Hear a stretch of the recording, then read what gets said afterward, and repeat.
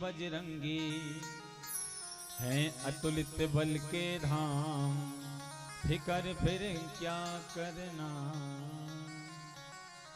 जो राम जी की सेवा करता है उसके सहायक सदा बजरंगी रहते हैं। हैं अतुलित बल के धाम, फिकर फिर क्या करना।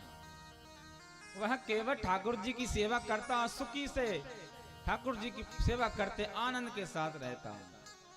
कुछ समय बीता, उसके बेटा धन कमा करके लाए और अपने पिता भोला भगत को दे दिए कि पिताजी, हमने अपनी बहन की विवाह के लिए जो भी पैसे उधार लिए थे, जिससे भी लिए थे, आप उसको दे दीजिए। अब वो केवट पैसे लेकर जिस सेठ जी के पास गया, सेठ जी से कहा कि ये पैसे हैं, आप रख लीजिए। सेठ जी ने पैसे गिने और रख लिए। एक पर्ची दे दी, लिस्ट दे दी कि हमारा और तुम्हारा हिसाब पूरा होगा। लेकिन सेठ जी ने सोचा कि ये केवट जो है अनपढ़ है। सेठ जी के मन में पाप आ गया, लालचा आ गई। सेठ जी ने कहा कि केवट बोला, इसको पढ़ के दिखाओ क्या लिखा है पर्ची में। उसने कहा, सेठ जी मैं तो पढ़ा लिखा नहीं हूं, राम जी जाने। सेठ जी के मन में पाप आ गया कि इससे पैसा दोबारा लिया जा सकता है। उनसे कहा, भोला इस पर्ची को यही रख दो, जाओ तुम अंदर जाके हमको एक गिलास पानी लाओ। वो भोला भगत गया, भीतर से पानी लाया। तब तक सेठ जी ने पर्ची बदल ली, असली पर्ची को धर लिया और झूठी पर्ची कुछ लिखकर दे दी कि लो ये तुम्हारी पर्ची, अब जाओ।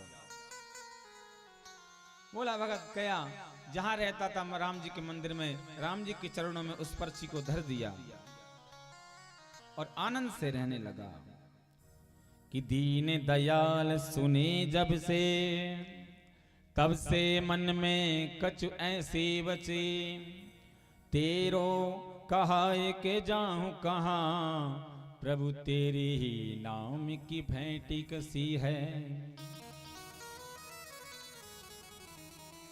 पर्ची को रख दिया, बोला बात रहने लगा। सेठ जी ने कुछ समय बाद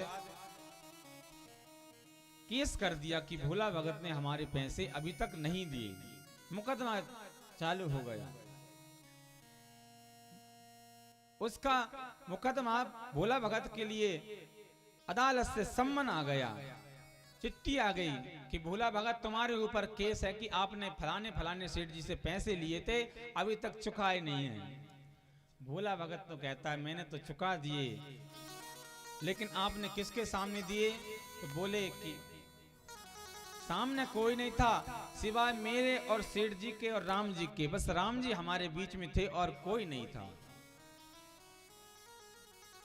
अब भोला भगत हाजिर हुआ अदालत में।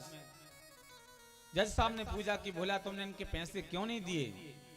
भोला भगत बोला कि जज साहब मैंने इनके पैसे पाई पाई दिए हैं, तुम्हारे पास कुछ सबूत है, कोई गवाह है? बोले कि ये पर्ची जो दी थी सेठ जी ने, वो पर्ची जज साहब को दिखा दी। जज साहब ने देखा उस पर्ची में कुछ लिखा ही नहीं था। बोले ये पर्ची तो झूठी है, नकली है, कोई ठोस सबूत दो। उन्होंने कहा ठोस सबूत क्या दूं भगवान? जज साहब ने पूछा जब तुमने पैसे दिए तुम्हारे साथ कोई था? उन्होंने कहा कि सिवाय रघुनाथ जी के और कोई नहीं था। अब जज साहब ने सोचा कि रघुनाथ नाम का कोई सज्जन व्यक्ति होगा, कोई आदमी होगा। उन्होंने जज साहब ने अगली तारीख लिख दी कि फलानी फलानी तारीख को दोबारा से आना, और उन्होंने सम्मन जारी कर दिया कि जिस गांव में जो रघुनाथ हो वो भोला भगत की गवाही के लिए आ जाए। अब रघुनाथ नाम का कोई व्यक्ति था ही नहीं, क्योंकि रघुनाथ जी का नाम का मंदिर था बस रघुनाथ जी का, जिस पे भोला भगत रहता था। अब भोला भगत पहुंचा, चौकीदार आया, रघुनाथ नाम का कोई व्यक्ति हो तो ये संबंध उसके लिए आया है। और ये जब रघुनाथ नाम का उस गांव में कोई व्यक्ति नहीं मिला तो किसी ने कहा कि भैया रघुनाथ नाम का व्यक्ति तो नहीं है, पर गांव में रघुनाथ जी का मंदिर जरूर है। तो उसने वो सम्मन वहीं दे दिया पुजारी जी को। पुजारी जी को जब देखा पुजारी जी ने कि अदालत से सम्मन आया है, पुजारी जी ने जाकर ठाकुर जी के चरणों में रख दिया कि भगवान धन्य है आपकी लीला। अरे भक्त आपके लिए फूल लाते हैं, माला लाते हैं, मिठाई लाते हैं, फल लाते हैं, लेकिन आज तो आपके लिए एक अदालत से सम्मन आया है। आपको उस भोला का, उस केवट का गवाह बन के जाना है। जरूर जाना, भगवान आपके सिवा उसका इस दुनिया में कोई नहीं है। अब तो पुजारी जी ने जल्दी से पूजा पाठ की। दूसरे दिन सुबह आरती वंदन किए, ठाकुर जी को नहलाए, बड़े सुंदर वस्त्र पहनाए और ठाकुर जी को भोग लगा दिया कि भगवान को आज अदालत में गवाही देने जाना है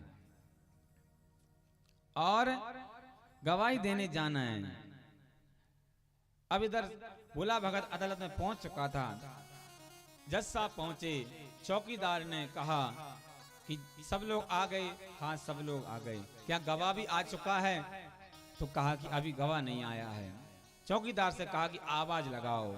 उन्होंने कहा भोला भगत अपने गवाह को बुलाइए। उन्होंने कहा कि रघुनाथ जी जाने, आ जाएंगे, आना होगा तो। फिर भी लोग समझ रहे थे कि कोई रघुनाथ नाम का आदमी होगा। चौकीदार ने आवाज लगाई, रघुनाथ हाजिर हो, रघुनाथ हाजिर हो, रघुनाथ हाजिर हो। 3 नारे ऐसे लगाए तो देखते हैं कि चाल अटपटी सी, धोती फटी सी, एक बुड्ढा सा बिल्कुल आराम आराम से लठिए के सहारे पीछे से आ रहा है। ठाकुर जी उस गरीब की गवाही देने के लिए आ गए। वो आया, जज साहब ने पूछा कि तुमने इस केवट की और सेठ जी के बीच में आप थे क्या? आपने देखा है क्या इनके पैसे चुकाए हैं? तो जो रघुनाथ जी थे, जो बुड्ढे का रूप धारण करके आए थे, बोले हाँ साहब, सेठ जी के मन में पाप है, केवट ने पूरे पैसे चुका दिए हैं। इनके मन में पाप था, इन्होंने असली रसीद छुपा ली और नकली इस केवट को दे दी और केवट चला आया। लेकिन वो आज भी असली रसीद ठाकुर जी की फलाने कमरे में, फलाने अरवाली में और फलानी पुस्तक में रखी है। जज साहब ने चौकीदार को भेजा, चौकीदार को भेजा, चौकीदार गया, जाकर देखा फलानी अलमारी में, फलानी पुस्तक में वो पर्ची मिल गई। अदालत में आके दिखाई। जज साहब ने कहा कि ये बात सत्य है, सेठ जी के मन में पाप था, केवट बेकसूर है, केवट को बेइज्जती बरी कर दिया और सेठ जी को सजा सुना दी गई। अब जज साहब के मन में आया कि मेरा जीवन निकल गया, ऐसा गवाह अभी तक नहीं आया कि जो सटीक बात बताई हो अभी तक। लेकिन 80 वर्ष का डोकरा इतनी सटीक बात कैसे बता सकता है? भोला भगत को रोक लिया जज साहब ने, अपने कमरे में बुलाया, अलग से पूछा, भोला ये रघुनाथ कौन थे? क्या आपके परिवार से थे? बोले कि नहीं साहब। तो फिर तुम्हारे कोई मित्र थे? बोले नहीं साहब। तो ये रघुनाथ कौन थे? बोले कि रघुनाथ वही थे। कौन? जो गांव में जिनका मंदिर है, ये रघुनाथ जी वही थे। बोले ठाकुर आज भोला भगत की स्वयं गवाही देने आए। मन में विचार करने लगे, सुख सारद नारद शेष गणेशौ के नहीं ध्यान में जो आते रहे, सोई आज विनीत अदालत में के बेटा के गवाह कहाते रहे। धोखे उसे हरि दरस दियो, दुख ना इंद्र को तज जाते, कुर्सी पे बना जज बैठा रहा, जगदीश खड़े समझाते रहे। जज साहब ने कहा कि धन्य है भोला भगत का, सुख सारद नारद शेष गणेशों के ध्यान में जो नहीं आते हैं, आज केवटा के गवाह बन के अदालत में आज आए और कुर्सी पे बना जज बैठा रहा और जगदीश खड़े समझाते रहे। मैं कितना अभागा हूं कि मैं कुर्सी पे बना जज बैठा रहा और जगदीश खड़े समझाते रहे। तब से ही जज साहब ने अपनी कुर्सी का इस्तीफा दे दिया, नौकरी छोड़ दी, अपना गांव छोड़ दिया और वृंदावन धाम जाकर रहने लगे। और फिर भी मंदिर रोज जाते, लेकिन ठाकुर जी के मंदिर अंदर नहीं जाते, दर्शन नहीं करते। क्यों? क्योंकि मैंने जो काम किया है कि जगदीश खड़े रहे, मैं बैठा रहा,